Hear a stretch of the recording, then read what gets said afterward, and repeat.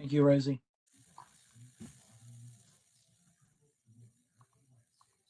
Let's see.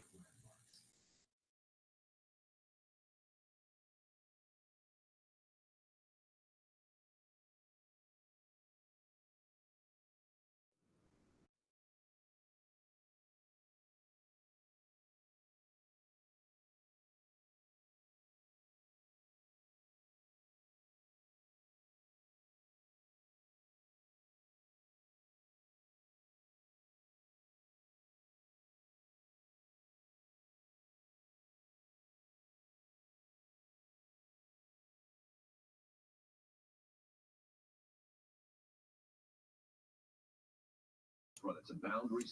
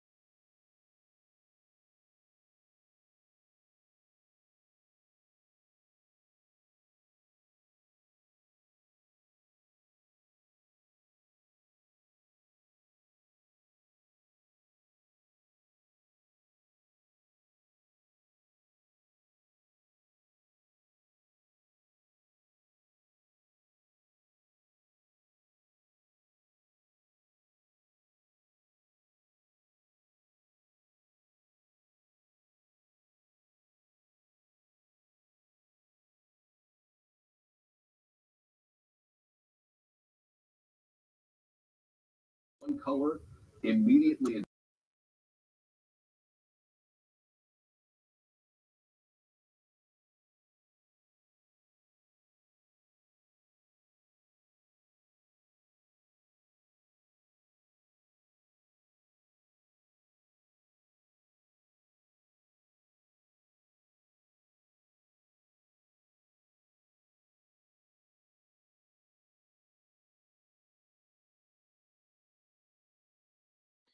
Good evening, everyone. I just put a brief message in the chat. If you're able to, I know some of you are on the phone, but if you're able to, go ahead and place your address and your email address as well, and let me know if you would like to be signed up for my newsletters. They come out the first and third Tuesday of every month. With that, we're going to go ahead and get started. Rosie, if you could just help me stay on top of folks as they join us. Again, appreciate everybody for showing up tonight. I appreciate the number, which is why I did a virtual instead of in person, so it'd be easier for folks to join us tonight. We have Mr. John Rankin. He is wishing to rezone the parcel of property at the corner of Ned Shelton and Smith Springs Road to basically create a medium density housing development. We all know here in Nashville, housing is pretty much we need it basically. And so I want this to be a very open-minded conversation, a very collaborative conversation. Mr. Rankin has already tweaked what he was wanting to do based on several conversations that me and him have had. And so I'm sure he'll be willing to take what information he gets from this meeting tonight and work that in to make a product that will be beneficial to the community. With that, Mr. Rankin, I have made you co-host, so if you would like to share the screen and any slides that you may have. Enter your access code or meeting number followed by pound. First of all, thanks, Councilman Bradford, for having us. I have with me on the call Steve Riegel, who's the owner, and Michael Garrigan, who is our engineer.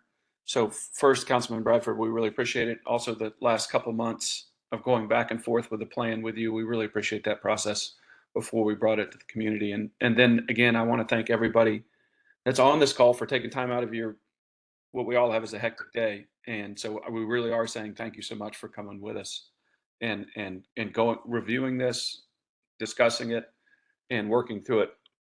I'm going to share quickly the plan as we've put on here. Just be able to share that for just a second.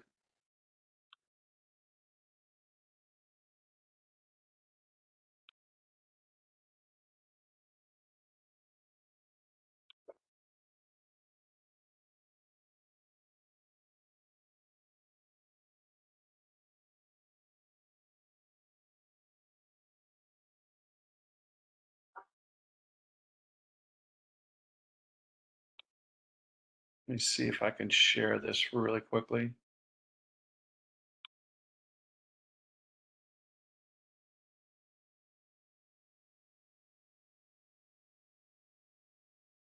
We'll give a few more minutes for a few more people to let in the call here.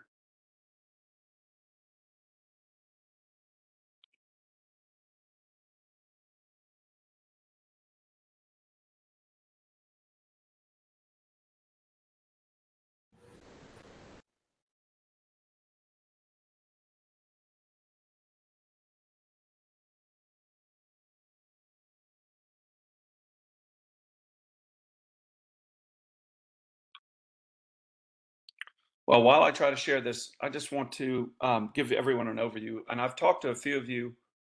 I think Devin from the Homeowners Association, I believe, was the author of an email to us. And also to Shannon emailed us. And I've answered those questions.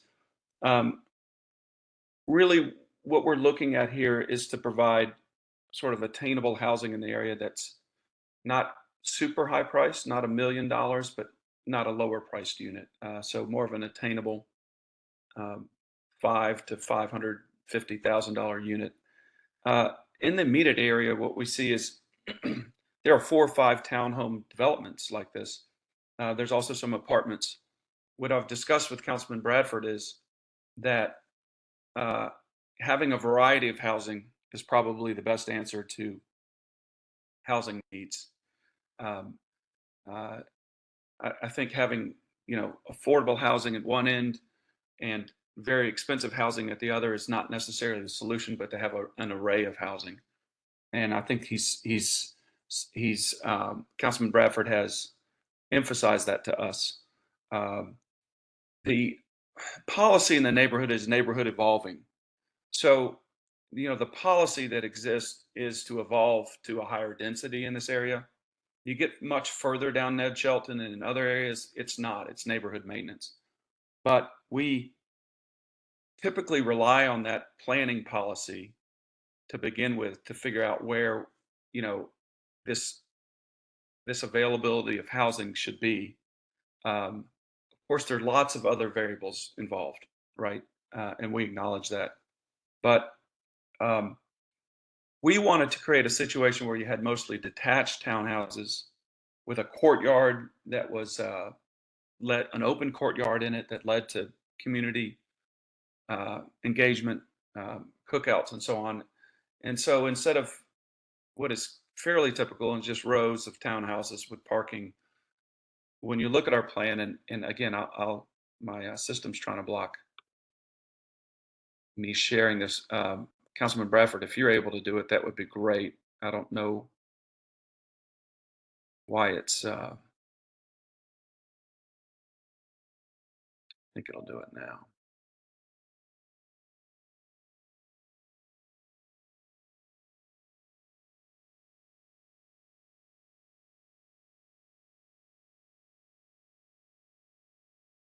I think it'll allow it.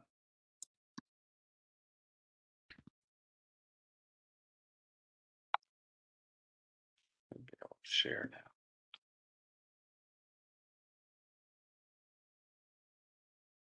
Councilman, have you got a chance to share that? I'm, for some reason on WebEx, it's blocking me. I'm working on that on my end. Yeah, I'm sorry. It's, it may be, I don't know if it's because I'm a co-host or, so I apologize, everybody. We'll get this right in a second.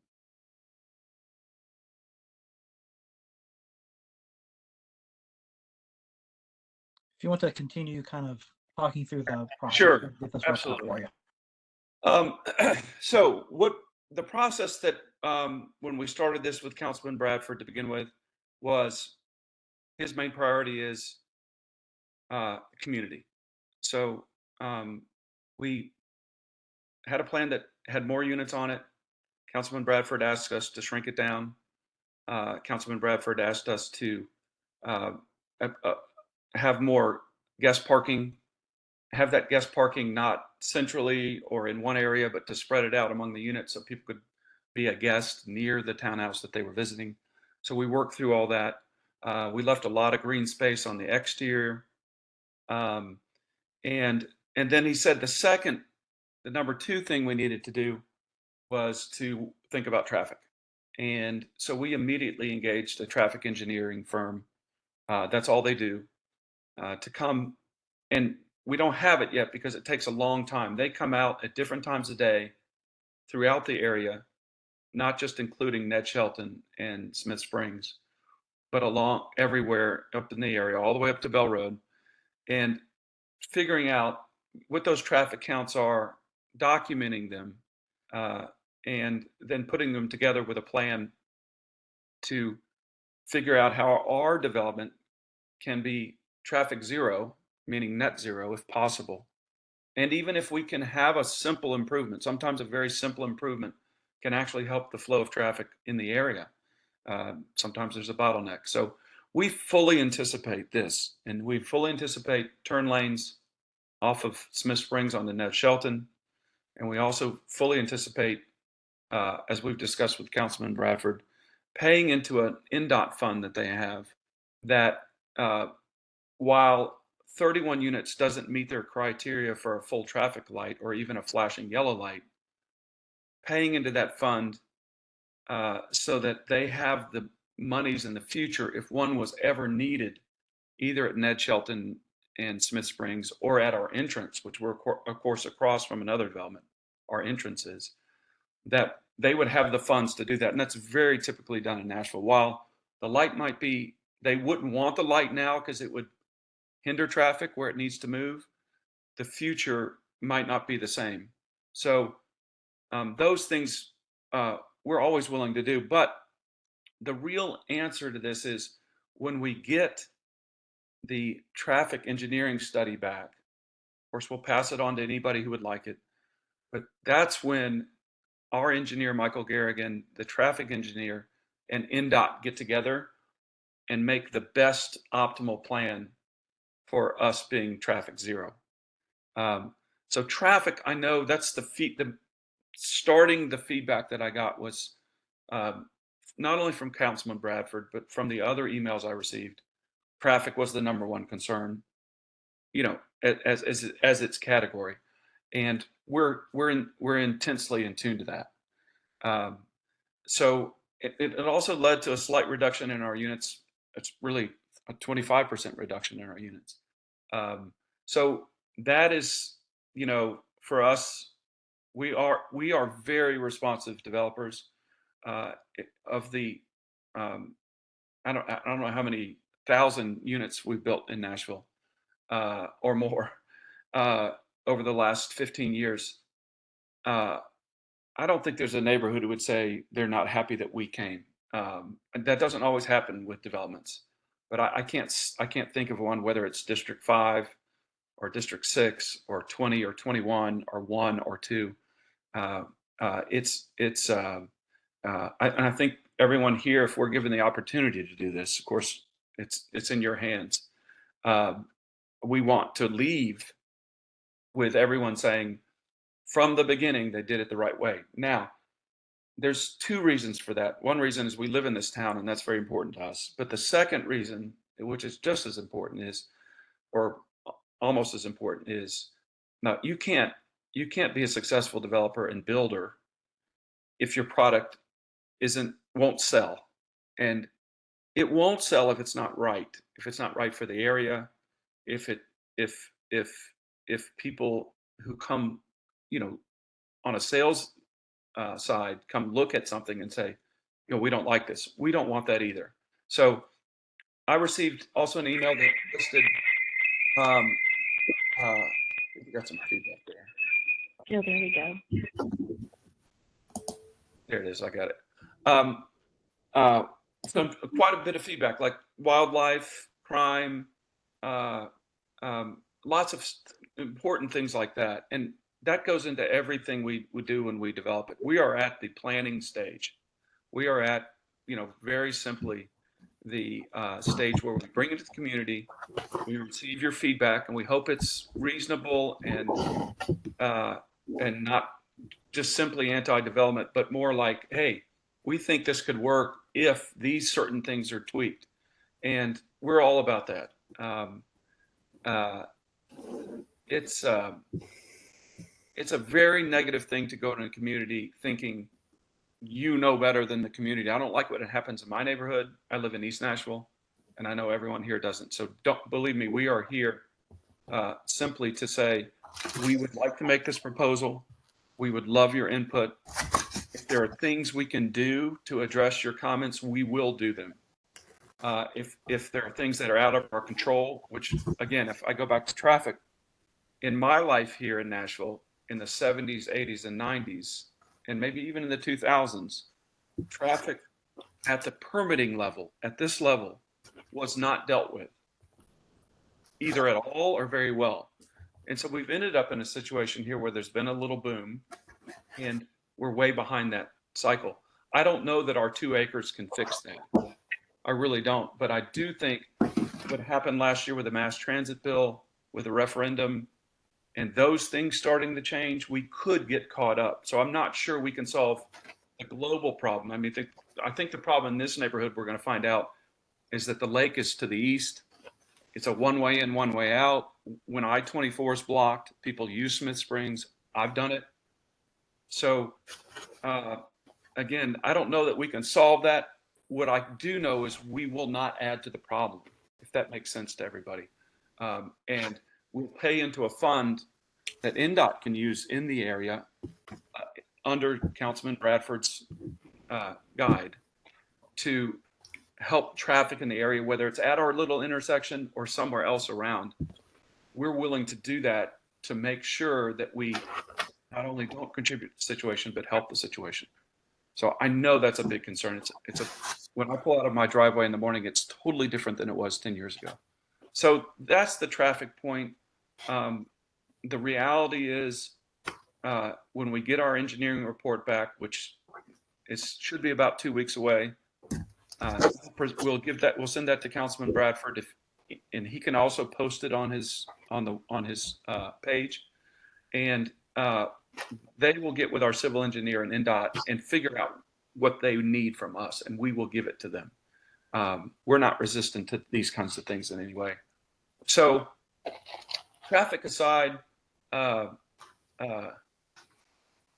think that we are here to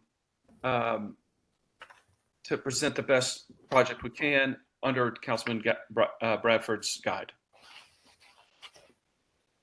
And Councilman Bradford, I still haven't been able to load this share. I'm sorry.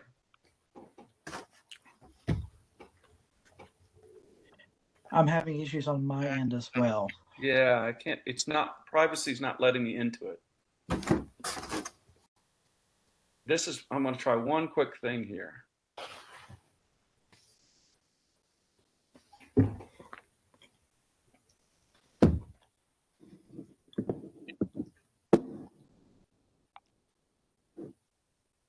Try this.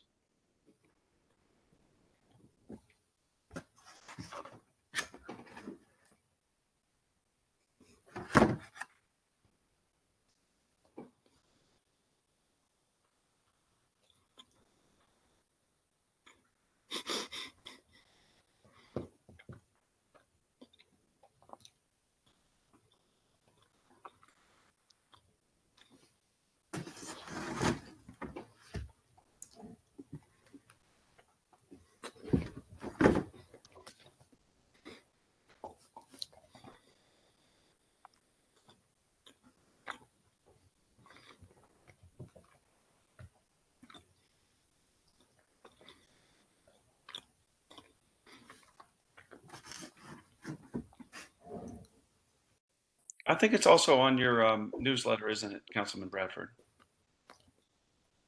Mm-hmm. Yes. A lot of us have it. Okay, great. So I guess I should open up for questions, Councilman Bradford.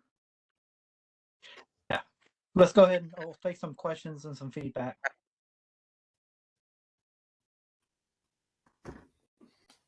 If anybody could raise their hand, I'll answer any question you have.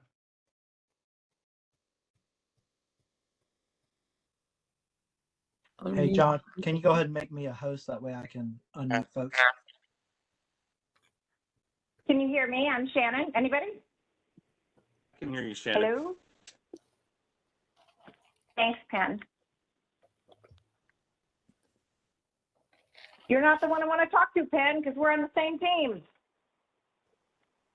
Yes, we are.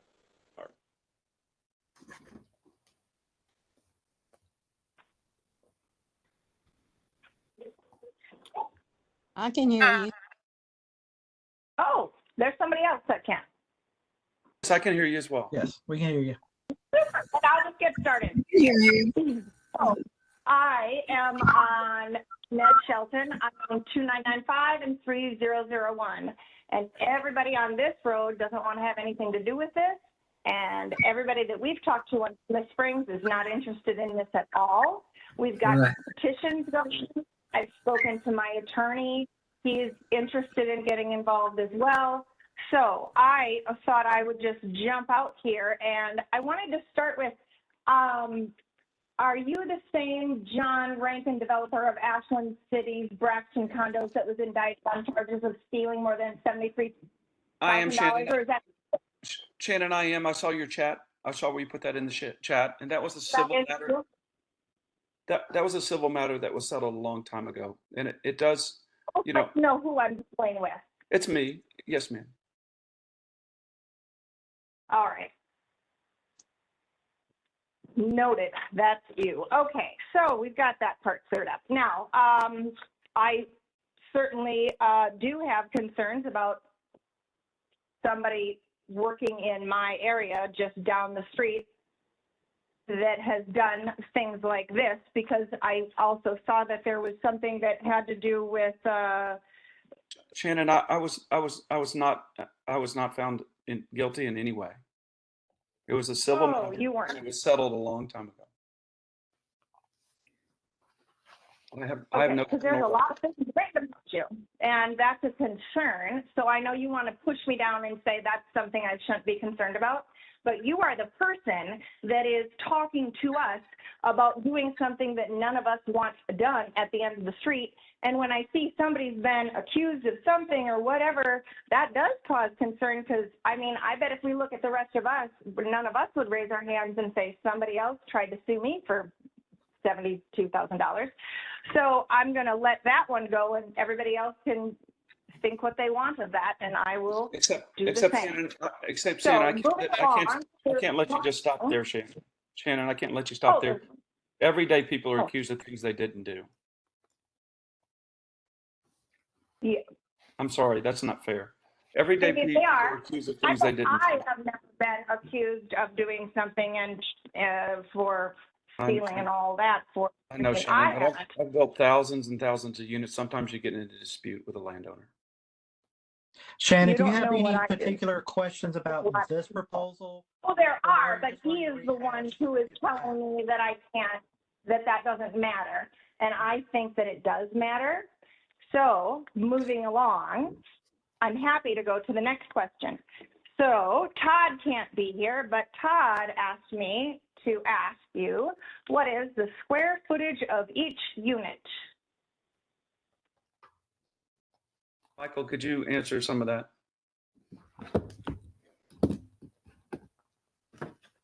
Sure. Excuse me. This is Michael Garrigan with Dell & Associates. The footprints are shown on the exhibit. I know there's been issues trying to share that. But the single family homes, which are the predominant product, there are 31 homes total.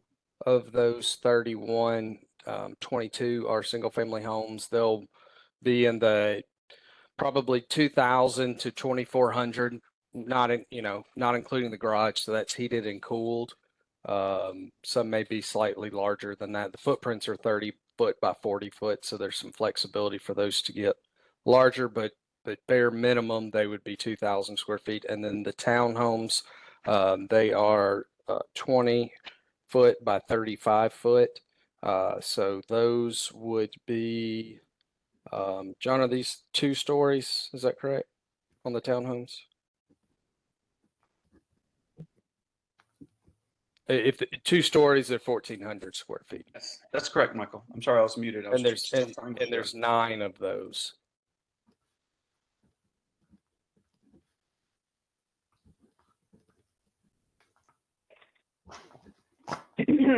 Will this bring down my property value? Because I've worked really hard to bring up the property value here.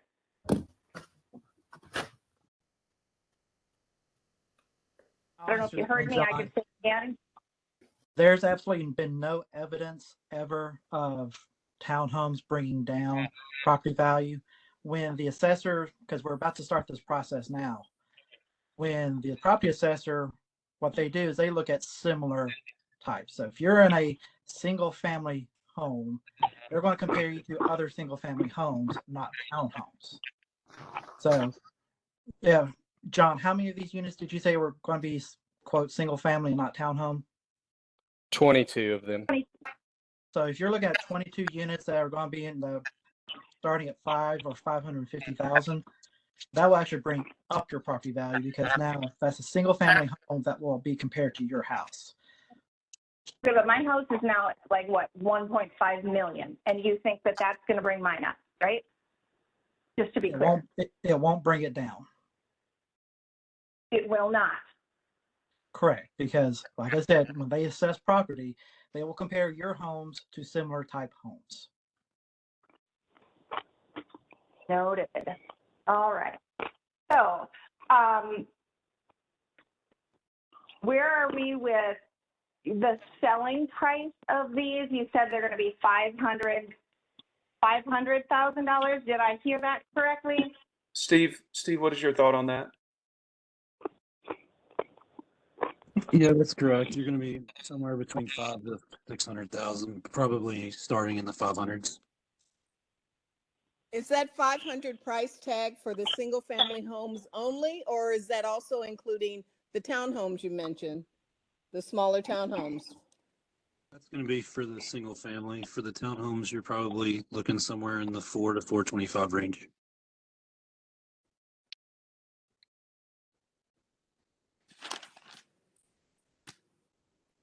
And then what is this targeting any particular, like, are we looking at, is this going to be like a senior community or anything that is specific to a generation or something like that? Is it going to be targeting, that we've got just up in Nashville Village, we've got that 50 plus community. Are we looking at something like that so we don't have to worry about all the things that come along with, No,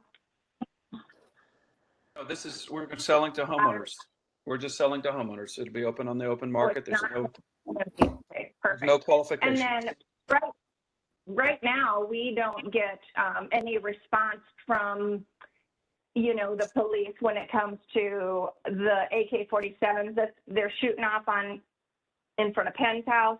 We don't get any help for any of that. And so my concern is you're bringing more people in, you're wanting to, but we already have problems here that nobody can solve. And I feel like bringing more people in isn't going to solve or help our existing problem.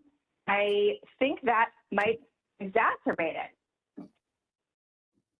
I agree with that. Yes, so do I. I agree. Yeah, we're very concerned in regard to having new neighbors, with the problems that we're having now with the shootings that are going on Ned Shelton alone, not only Ned Shelton, but abroad in this area. my concern is also having so many units on such a small piece of land. How can that be possible? 31 units on almost 2 acres. That sounds ludicrous. Too Like the many. parking, the entryway on Ned Shelton and exit on Ned Shelton. This sounds like something that someone's trying to put money in their pockets. It doesn't sound like it's there to help the community. Nobody's buying it. Not one person I've spoke to is buying that this is going to help the community. Okay, this is a very typical density for the acreage. That's all I can say is it's very normal For throughout. 2 acres, Closer to 3 acres. 31 homes on 2 acres. Yes, sir. It's not zoned for that. That's crazy. It is not. It is zoned for something that is not that. If you want to go Right. to a place where they're already zoned, why don't you go to 2590 Couchville Pike? They're already zoned for it. If you want to do something like that, go there. Go to 0 Bell Road. They're already zoned for that. It's not like you must develop this one piece of land, or there is no piece of land in 20 miles that you can develop. Go to the place that is already zoned for what you want to build. Don't go to the cheapest place thinking you can get everybody to get on board and rezone it. Go to the place where they allow you to build it that way, and do it that way. You don't even have to fight anybody. You'd be like, listen, I'm going to go to the place where it's zoned, and that's what we'll do. We are not zoned for it. We do not want it. If you want to put up one townhouse on each bit of land, that's what it's zoned for, 1 or 2 properties. It's zoned for Yeah, that. it's zoned for that. It's not Well, zoned we are for in a agreement. multi-home I'm not area. saying go ahead and can't have anything. We're saying put up what it is zoned for. And the Yeah, traffic's already horrible. We're not here to fight. You said no reason for us to fight. We're not. We're proposing a rezoning, and that's why we're here at this community meeting. The proposal is ridiculous. I agree. Hush. The community doesn't want it here. We do not want this. We've made it clear. I think you can hear everyone. No one is for this project, period. End of story. If Oh, there's John, I'm going to go ahead and step in here real quick. I'm hearing a lot of things that fall into that NIMBY category.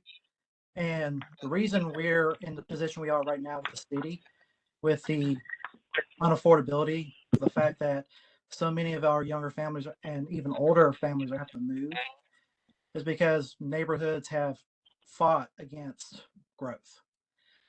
Part of what I am trying to do as a council member is how can we, manage that growth and at the same time ensure that our communities, especially this one where there will be growth. No. Sir, I am talking right now. I did not. I understand you are, but I'm not picking up what you're throwing down. So there's a complaint about the crime out here. How do you think we pay for more cops? Property taxes. This current parcel doesn't pay as much as this little land is going to help our community. It's not. I don't care what you say. It is not going to help. Too many units on 2 acres is not correct. It's not good. Traffic's already bad. No, please. Thank you.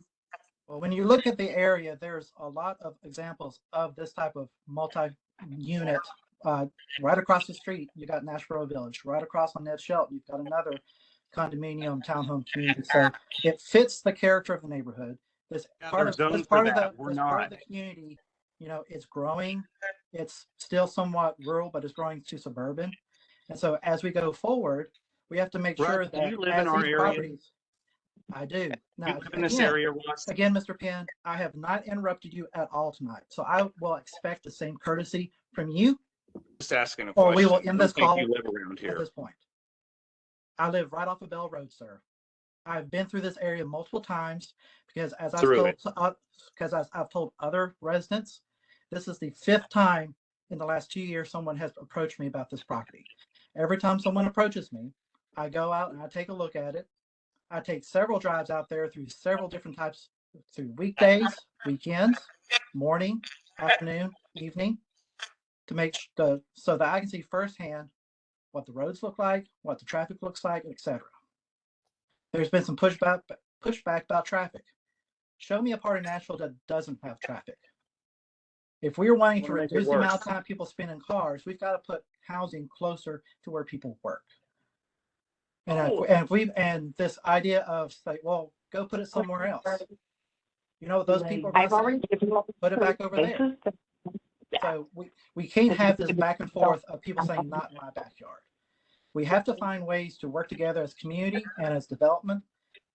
We don't have to agree. We don't have to agree to rezone a parcel of land. Provide housing for those who need it the most, especially our teachers, our first responders, our nurses. They need housing just like everybody else. So the houses that are out here didn't exist 15, 20, 30 years ago. I wrote the places So the area that has on there. grown. And if we say no to growth, what we're saying yes to is higher taxes, younger people moving and leaving the city, and Nashville becoming a place that only those who can afford $1 million plus homes can live. And so, like I said, this is the meeting to be collaborative, to find out ways how we can make this work. Because whether it's today, tomorrow, the next council member after that, eventually this property will be developed. Eventually, y'all will sell off your property for development. No. So it's only time. So we need to work together to ensure that this property, which will be developed one day, is developed correctly and helps the neighborhood. Okay, maybe it'll be developed with a house or two, but not with 30-something units on it. Correct. We're not going to agree because you think the community needs to grow because someone needs housing on a 2-acre property. It's complete BS. I don't know whose pockets are being lined by this build or what's going on here, but you're not going to get my vote. If you think this is a good idea, there's something very wrong because you think that 2-acre piece of land is going to change the community and help everyone. You're wrong.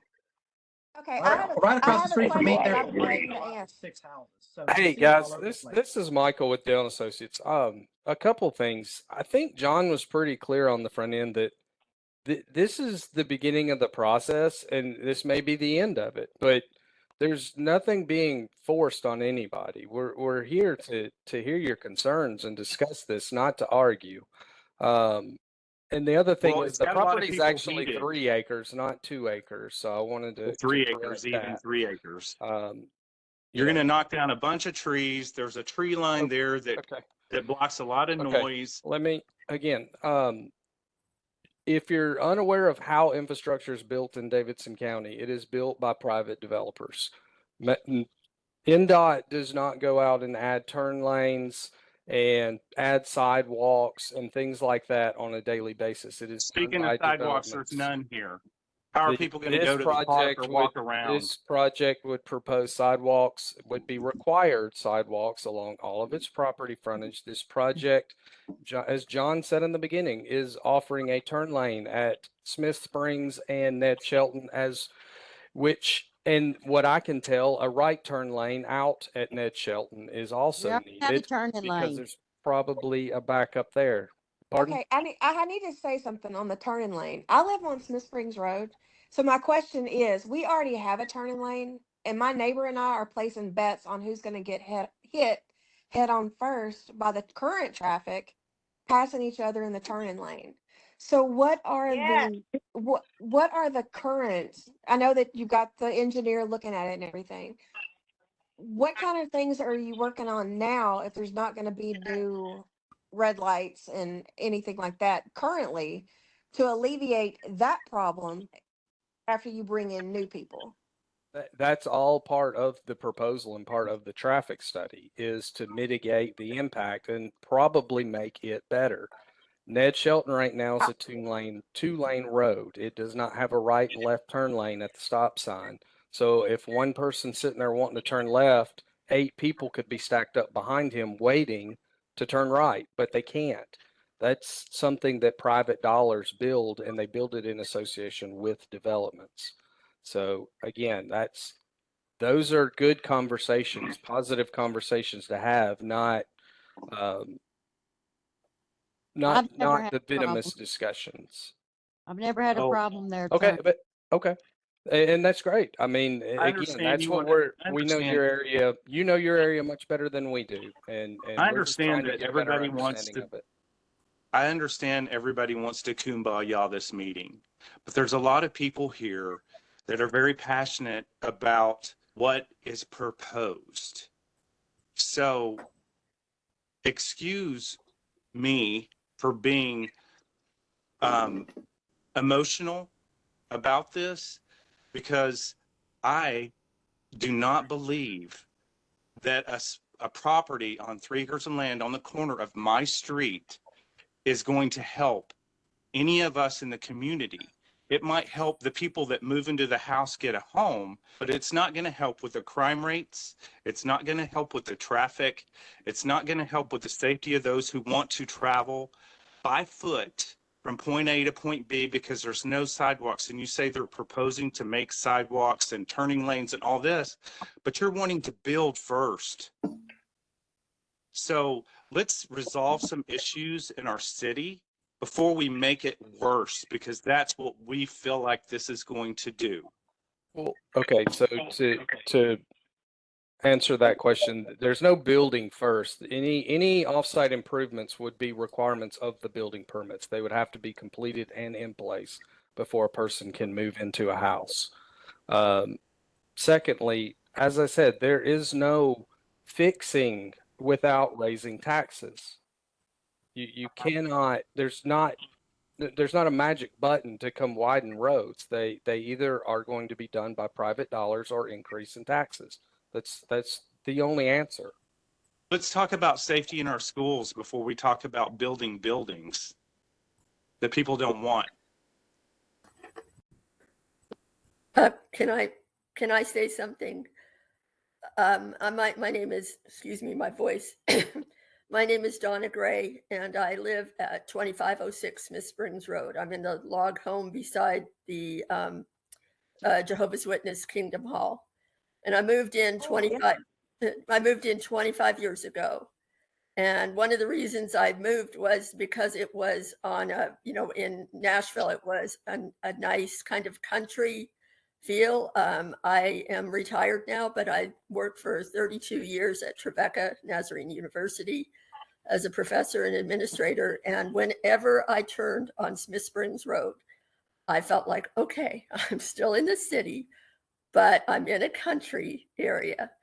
And so I appreciate all of the, all of the traffic studies and all of that, but I really don't see how building 30, 40, however many houses it is in a small area like that is going to help maybe keep a little bit of country in our area.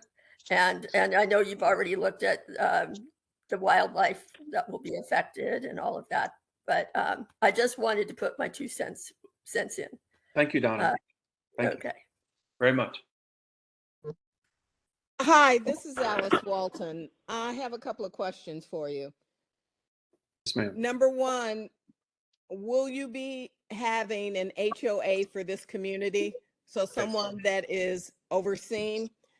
Secondly, what are you going to do to prevent any other like investors, people buying up properties and then just renting out willy-nilly to whoever they want to? Yeah. The number one answer to your question, HOA, there will be an HOA for this property. Secondly, we don't, that's not what we do. So there are people who do Airbnbs. There are people who do office buildings. There are people who do projects that they try to sell to institutional investors. We've never done that. We don't think it works out for us in the end. Our best clients are ones we sold a house to 10 years ago and are stepping up. So that's not what we do. This is not a package. I understand that, but what I'm saying is you sell your house to John Doe. John Doe decides, okay, I'm turning this into an Airbnb. I'm never living here, and I don't care what happens to the neighborhood. So Ms. Walton, I'll answer that one. I'll take that one. So in Metro with planning, we have some tools. When we do a rezoning, we can rezone it with an NS designation. That means no short-term rentals. Ever. Right. And so that could prevent someone from going in, buying it, and turning it into an Airbnb.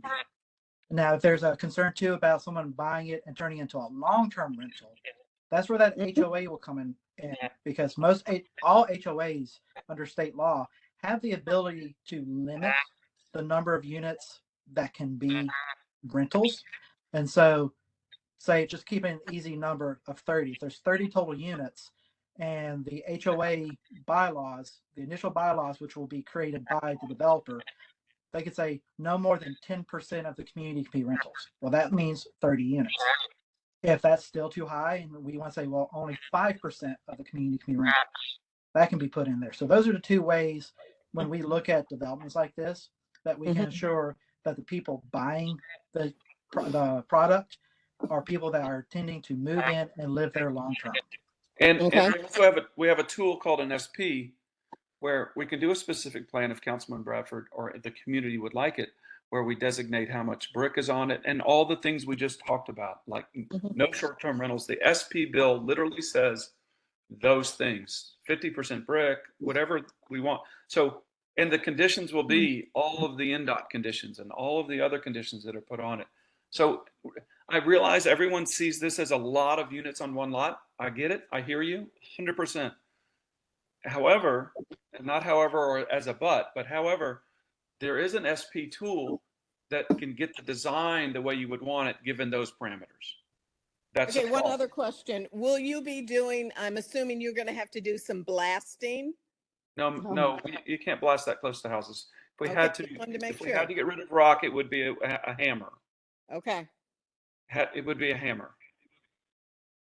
which I hate. But again, if we use a hammer, it's within certain hours during the day and never past or before a certain hour and not on Sunday. And I'll add to, when I talk to developers, especially in this area, I ask about blasting, and if they say there's going to be any blasting, it typically doesn't get to this stage of the process because there's so many communities in this area that have just feel like they've been through war zones because of blasting. And so typically the developer said they need to do blasting. Right here in Nashville. Either find another way or not at all. Yeah, cracks in their houses, right? Cracks in their houses. Very dangerous condition of debris fault. So we just don't do that. We do feel the blasting down here from Franklin limestone. Yeah. And I bet you can feel it too sometimes. So we don't do that. That's not what we do. What would be the length of time? We are building. Did anybody get this letter that says we are building? The other Shannon, I told her, I think her name is, I don't see her on here, but the first thing I did to Shannon Musgrave was said, I said, I'll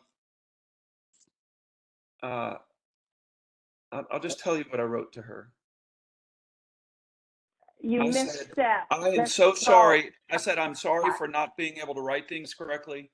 When I send something like that out, I absolutely meant we are proposing something here. I don't mean our building. I meant we are proposing building. And I'm sorry about that. That's my fault. That's a big difference. When you are coming in to affect our entire community, you from whoever, wherever you live, and it's not going to affect you, it's going to affect us. Those should be words that are very well chosen. I made a mistake. I'm sorry. You did make a mistake. Made a mistake, for sure. Michelle Vetter, I represent the Priest Lake Peninsula Neighborhood Network, a longtime resident over here, both in Donaldson and over on the peninsula. Business owner. We are very much concerned about protecting and preserving the Priest Lake area. Yeah. We, as has been stated emphatically, we live here. We live here. We work around here.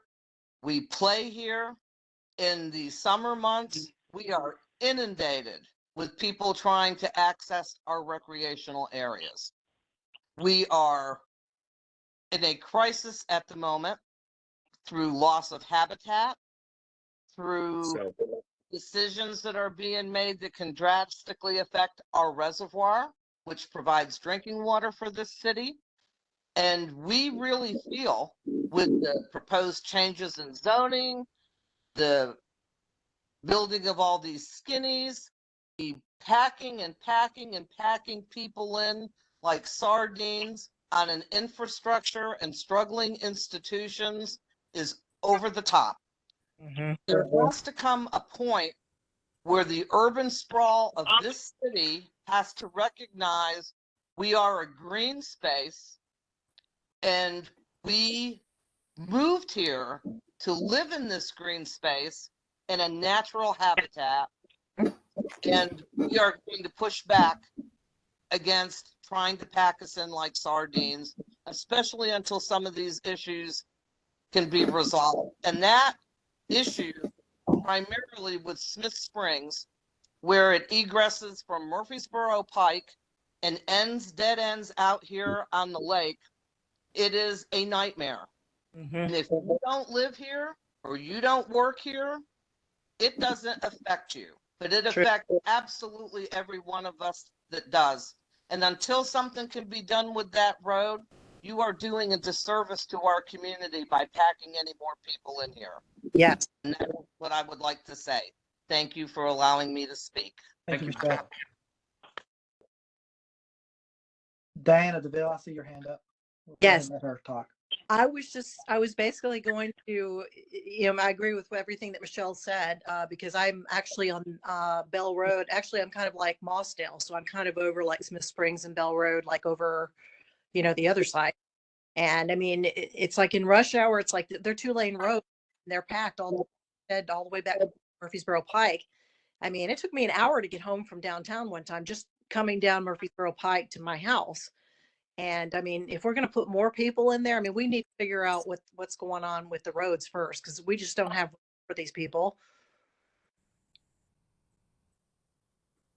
I mean, we're a suburban community out here. I mean, we single family homes is what we do. Nashville Village is there, but speaking of homes here, we don't really have the room for all the apartments and complexes and all the stuff coming in. We reject urban sprawl. We're going to have to draw the line at Reynolds Road, or there just has to be a place where we're going to stop. And it's just going to be what's here is here. And if you want to build more houses, you're going to have to just go somewhere else. There's plenty of other opportunities in and around through the city without destroying what's left of our natural community. Amen. Amen. Thank you, Michelle. And I'd like to follow up on that. I also feel like, obviously you all know where I stand, but I don't want to leave you developer people with nothing. Like, I've also looked into areas in this area that are already zoned for what you want. Go there. 2590 Coachville Pike. 30 acres, already zoned for all this nonsense. Go there. 0 Bell Road, already zoned for this. Go there. They want you. Go where they want you. Go where it's zoned for. Yeah. How does the Kingdom Hall feel about this? Having all these houses impinging upon their property, not to mention over the fact of how adding 40 multifamily homes, the aesthetics of just crowding in this many more houses on that corner, not to mention, like we've talked about, the infrastructure, the schools, the traffic, the extra added problems with police enforcement. And I appreciate what you're saying about having an HOA and having all these rules, but I can tell you right now, we've got 4 neighborhoods out on this peninsula that are HOAs that are supposed to be owner occupied, period, and they're not. We just had a huge fire that took out a whole entire building in one of our condominiums up here, supposed to be owner occupied, that was rented out and took out 4 families. It wasn't owner occupied, it was a renter that they had in there that did this. So we have a lot, like when somebody else says, We have a lot of non-compliance issues in and around our neighborhoods and communities that we are trying to work with our neighbors, our business partners, our property owners to make this area better, safer, cleaner, greener for everyone. Mhm. And I do not see as at this point how building 40 multifamily homes at your proposed location is going to do any of that for our community. I want to go ahead. We are approaching 7 o'clock. I truly do appreciate the feedback that people have given to us. John, if there's any final remarks you would like to make at this point, I'll go ahead and let you make those. Councilman, thank you. I do hear a lot of negative responses to this development. Everyone has my email. I would love it to hear more. I would also love to hear if there's any compromise from people. We've heard generally from 7 or 8, 9 people. There's a lot of emotion to this. I grant you that. It's your neighborhood. And that's why we have these meetings. We have these meetings because some meetings we come to, everyone says, oh, we'd love, that would be great. And some meetings we go to, people say, no, we don't need that. And that is why we do these meetings. And that's Councilman Bradford's #1 requirement is that we bring it to the community, we talk through it. And it may take several times. It may be that doesn't work out. But we are here to say we want to be a good neighbor. And if there's any compromise or things we can do that alleviate some of these issues, we're here for that. But most importantly, thanks for your hour out of a tough day. And Councilman Bradford, thanks for hosting us. No problem. So what I'm going to end us with kind of what the process is. Like you mentioned, the community, this meeting is pretty much a requirement for me. The reason I ran for office in 2019 was property across the street from my neighborhood was going to be rezoned to 200 apartment units. And my predecessor had to be forced to have a community meeting by the community. And so I felt like it's stupid for an elected official to not have these types of meetings when there's development happening that could impact. One thing I always believe is development should happen for us, not to us. Mm-hmm. And so when I was approached, like I said, this is like the 4th or 5th time. The reason we've gotten to this point with this this particular situation was the openness from Mr. Rankin to have conversations with me about what I already know are potential concerns with the community, potential pushback, and ways to make it a better product. Then we have this community meeting. And I'll say the very first rezoning I did when I got elected, it took nearly 2 years before it even came to council because I wanted to make sure that every concern the community had was worked through and that the final product was something that everybody could be behind. Because at the end of the day, my job is a moderator. You have a developer who, let's face it, this is their job. They're trying to make money. And then you have a neighborhood, a community that is trying to maintain as much of what they enjoy about that community as possible.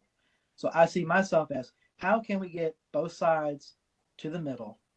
You know, a perfect compromise means Mr. Rankin doesn't get everything he wants, community doesn't get everything you want. Because if one party walks away from a compromise feeling like they got everything, then it's not a compromise. And so, like Mr. Rankin said, this is just what sounds like it's probably going to be the first of many conversations. If you have other comments or thoughts, please email those to me. And then Mr. Rankin, with maybe next week or two, by the end of the month, first of next month, we can have another sit down, go over that input, see what can be done with that input to improve and tweak what you're wanting to do. And then we can look at having another meeting to kind of show, okay, here's what we've heard, here's some of the things that we've kind of done. By that point, we might have the traffic study from the NDOT. We might have some more information.